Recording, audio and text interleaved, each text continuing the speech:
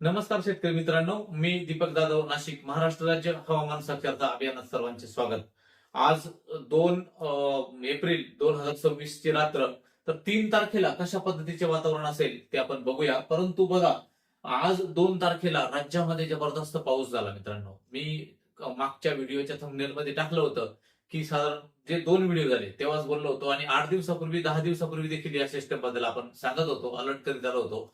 तर च्या थंबनेल मध्ये टाकलं होतं की साधारणपणे 2 तारखेला थोडा अलर्ट दिसतो.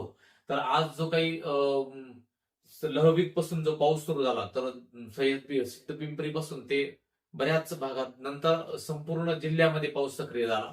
काही ठिकाणी वारा वादळ विजांसहित पाऊस झाला, काही ठिकाणी विजा देखील आज पडल्या नारळाच्या झाडावर.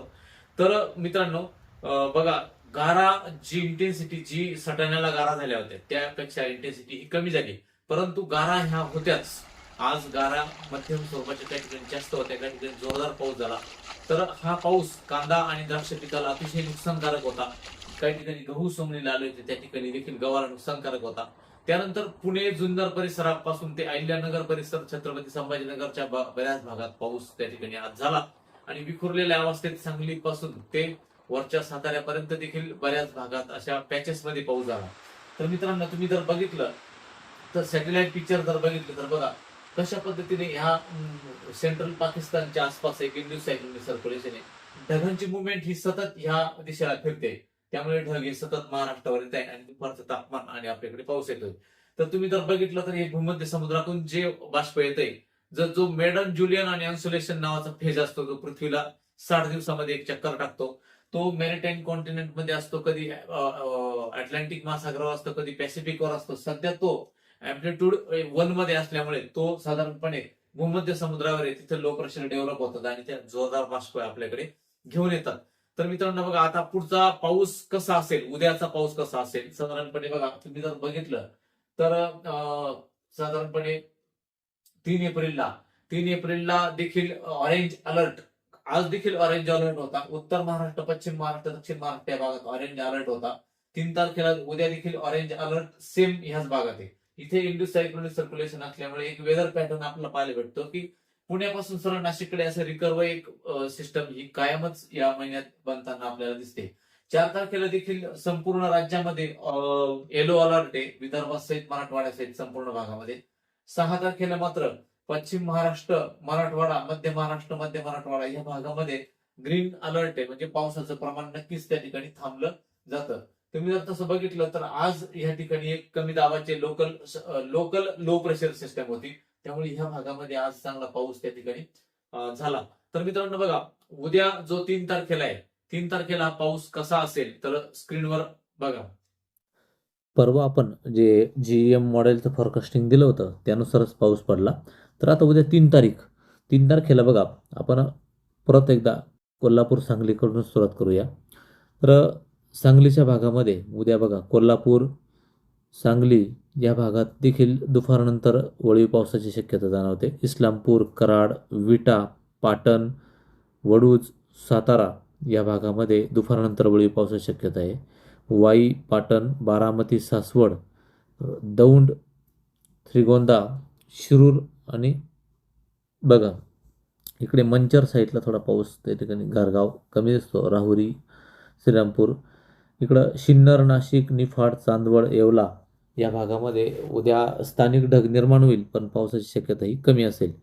इकडे घोडेगाव, भगूर, फलटण, पैठण, छत्रपती संभाजीनगर, कन्नड, चाळीसगाव, पाचोरा, जामनेर, अजंठा, मलकापूर, जळगाव या भागात देखील दुपारनंतर पावसाची शक्यता आहे. बुलढाणा, चिखली, इकडं देऊळगाव, राजा, मेहकर, लोणार, रिसोड, परतूर, सेलू, जिंतूर या भागामध्ये देखील दुपारनंतर शक्यता जाणवतात.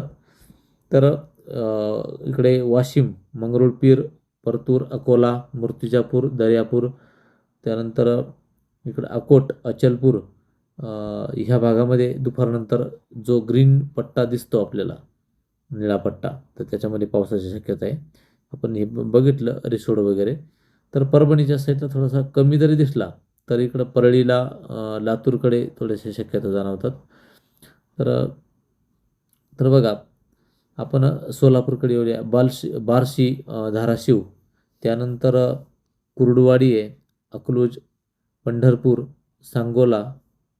त्यानंतर ह्या परिसरामध्ये दुपारनंतर वळीव पावसाची शक्यता जाणवते.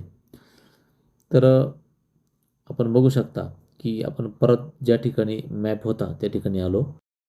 तर सांगोला, चंद्रपूर म्हणजे साधारणपणे विखुरलेल्या भागात पावसाच्या शक्यता ह्या राज्यामध्ये जाणवतात.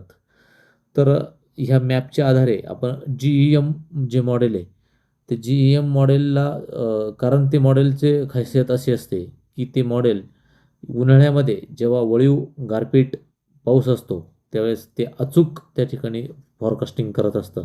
म्हणून ECMWF GFS आयकॉनपेक्षा मी GEM मॉडेल निवडलं.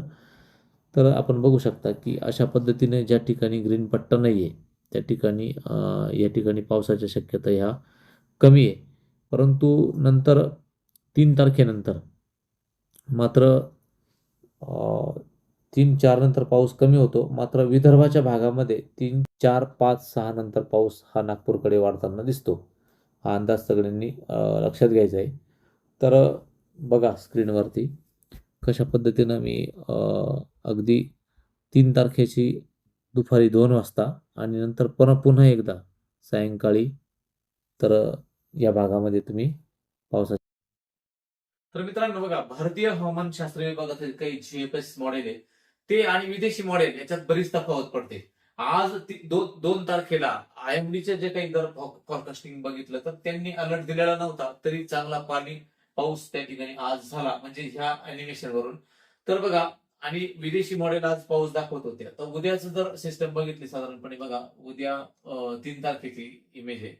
तर उत्तर महाराष्ट्रासहित मध्य महाराष्ट्र, पश्चिम गुजरात या भागामध्ये पावसाची शक्यता आहे. म्हणून दुपारनंतर देखील उद्या वातावरण हे बनणार, पण आजच्या इतकी इंटेन्सिटी ही उद्या नसेल. तर बघा 3 तारखेला ही सिस्टम आहे.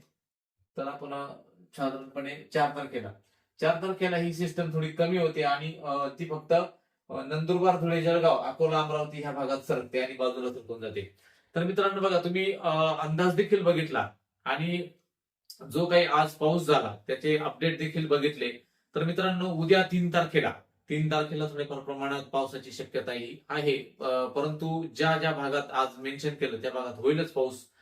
तर मित्रांनो तुम्हाला एक सांगतो की साधारणपणे 4 तारखेला थोडी इंटेन्सिटी कमी होऊन 5 पासून पाऊस हा बराचसा कमी होतोय. त्या काळात तुम्ही तुमच्या शेतीचे काम व्यवस्थित करू शकता. त्यानंतर 8-9 ला थोडं ढगाळ होतंय, परंतु पावसाची शक्यता कमी आहे. नंतर 14-15 नंतर एक सिस्टीम बनते, पण ती दूरची आहे, त्याच्यामध्ये इतकं काही इंटेन्सिटी त्यात वाटत नाही. हा अंदाज सगळ्यांनी लक्षात घ्या. आणि बघा, मी अलर्ट दिला होता त्या पद्धतीनं बऱ्याच शेतकऱ्यांनी गव्हाच्या सोंगण्या करून घेतल्या, द्राक्षाचे हार्वेस्टिंग देखील बऱ्याच रिक्स, थोडासा पैसे कमी होतील पण रिक्स घेऊन काही ना खाली करून घेतल्या. कांद्याच्या काही चाळीमध्ये कांदे गेले. आता आपण ज्याच्या झाल्याच नाही किंवा ज्याच्या हार्वेस्टिंगच नाही, माल कच्चे किंवा काढणी चालेल नाही कांदे, ते काय करणार? तर थोड्याफार नुकसानी आज झाले असतील शेतकऱ्यांच्या. तर बऱ्याच भागात नुकसानी देखील झाल्या आणि काही भागामध्ये त्याच्या विपरीत परिणाम देखील पाहायला भेटले. काही शेतकऱ्यांनी सांगितलं की कदाचित भाऊ, जे काही ऑक्टोबर छाटणीच्या जे काही डोळे फुटत आहे द्राक्षाच्या काडीचे, तर त्याच्याकरता असा पाऊस झाल्यानंतर ते व्यवस्थित रान फुटतं. हे पण काही फायदे तोटे असतातच पावसाचे. परंतु जे रानं बाकी होते त्याच्यात नुकसान आज जी झाली आहे, परंतु उद्यापासून त्याच्यात बरीचशी घट आपल्याला पाहायला भेटते. हा अंदाज सगळ्यांनी लक्षात घ्या आणि हवामानाचे अंदाज आणि जलद अपडेट करता आपल्या इंस्टाग्राम, फेसबुक आणि व्हॉट्सअप चॅनल याला देखील सबस्क्राईब त्या ठिकाणी करा.